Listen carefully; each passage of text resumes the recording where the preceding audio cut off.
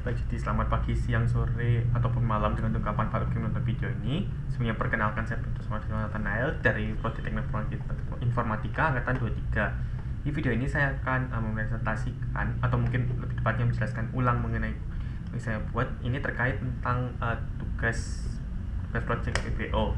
Di sini itu pertama untuk kasus yang saya ambil itu tentang sistem pemesanan makanan. Di sini itu ada 5 kelas. Yang pertama ini ada makanan yang dimana ini menjadi super kelas utamanya. Lalu di sini ada 2 kelas makan sini bawa pulang. Istilahnya ketika kita mau memesan mau dibawa pulang atau makan sini. Lalu di sini itu ada list pesanan, yang dimana list pesanan ini itu nanti akan menampilkan kan tagihan dari makanan yang kita pesan. Dan juga ini adalah main system, dimana ini akan menjadi eksekusi dari program kita. Pertama kita mungkin mulai dulu dari es makanan. Di sini saya sudah menentukan itu adalah nama makanannya, ada harga dasar, dimana ini adalah harga pokok dari makanan tersebut, dan ada total pesanan, yang dimana total pesanan ini saya setting sebagai 0 supaya nanti biar ketika ada makanan baru yang ditambahkan, maka total pesanan ini akan bertambah sesuai jumlah makanan yang ditambah. Pertama di sini sebelumnya di bagian nama ini ada final, ini mana final ini itu membuat agar nama ini itu tidak bisa diubah oleh konstruktornya. Lalu untuk total pesanannya di sini saya buat static. Kenapa saya buat static? Karena untuk variabel ini itu nanti akan digunakan untuk seluruh objek dari makanan ini. Kemudian kita buat konstruktornya. Konstruktornya ini adalah objek makanan yang dimasukkan konstruktornya adalah nama dan harga dasar.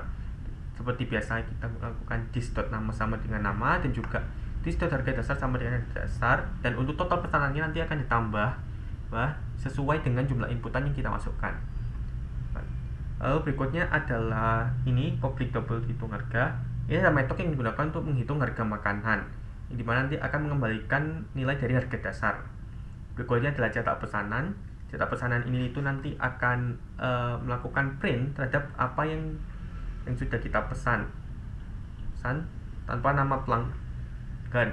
Sini ada cetak pesanan lagi, tapi di sini dengan nama pelanggan, yang dimana nanti ini tuh fungsinya sebenarnya sama, hanya saja di sini tuh ditambahkan dengan nama pelanggan. Dan yang terakhir itu adalah ini get total pesanan, yang dimana nanti dia itu akan mengambil total seluruh pesanan yang dimana itu sudah diproses oleh sebelumnya. Lalu berikutnya adalah untuk kelas makan sini dan bawa pulang. Untuk dua fungsi ini itu kurang lebih isinya sama, yang dimana dua ini itu merupakan extend dari kelas makanan sebelumnya. Di sini mungkin dijelaskan, karena untuk kelas makan sini itu saya tambahkan ini biaya layanan sebesar 1.500. Ini hanya untuk perjalanan. Kalau misalnya tidak ada, sebenarnya juga tidak apa-apa. Lalu berikutnya kita buat lagi konstruktor untuk kelas makan sini, yang dimana konstruktornya itu adalah untuk nama dan harga dasar. Mana kemudian dia itu akan mengambil untuk memanggil konstruktor dari makanan ini untuk mengisi nama dan harga dasar. Maka dari itu kita menggunakan support di sini. Lalu berikutnya kita buat metode untuk menghitung harga, yang dimana nanti ini tuh akan mengembalikan nilai dari harga dasar. Anggap misalnya kita melakukan itu, misalnya kita beli ayam goreng, karena dia pilih makan sini, nanti dia akan ditambah biaya layanan. Anggap aja kita beli ayam goreng itu 15.000, maka nanti untuk hitung harganya nanti dia akan menghitung nilai harga dari ayam gorengnya itu yaitu 15.000 yang ditambah dengan biaya layanan, dimana totalnya kan jadi 16.500. Lalu berikutnya di sini saya menggunakan metode lagi tambah catatan, yang dimana di sini tuh saya menggunakan Varax.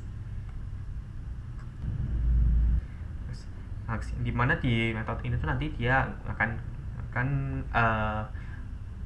menyimpan ketika misalnya kita menambahkan catatan untuk akan kita pesan. Di Sini ini untuk formalitas saja saya tambahkan catatan untuk dapur. Lalu di sini itu saya membuat ada for string c titik 2 catatan, yang dimana nanti ini tuh setiap data string yang dikirim ke metode ini itu nanti akan diproses satu persatu, yang nanti kemudian akan disimpan ke C ini. Setelah itu nanti akan ditampilkan misalnya kita catatan ayam gorengnya jangan terlalu asin, maka nanti catatan untuk dapur titik 2 jangan terlalu asin. Lalu untuk kelas bawa pulangnya itu sebenarnya kurang lebih sama dari makan sini. Nih mungkin hanya berbeda di nama konstruktornya. Sama mungkin ini saya buat biar lebih variatif sedikit. Untuk bawa pulangnya ini saya tambahkan untuk biaya kemasan sebesar 2.000 karena secara logika kalau kita pesan makanan untuk bawa pulang pasti kita akan dapatkan biaya tambahan untuk kemasan. Kurang lebih isinya itu sama dengan yang makan sini. Misalnya untuk konstruktornya itu sama, dia menggunakan super dari nama dan harga dasar. Untuk hitung harga dasarnya itu dia juga sama, dan untuk tambah catatannya itu dia juga kurang lebih sama Pak. Lalu berikutnya adalah ini class list pesanan. List pesanan ini itu sebenarnya hanya untuk melakukan print terhadap tagihan dari pesanan kita. Di sini untuk formalitas saja, saya sebenarnya untuk menambahkan ringkasan pesanan seperti yang ada di billing makanan. Lalu kita panggil dengan misalnya M cetak pesanan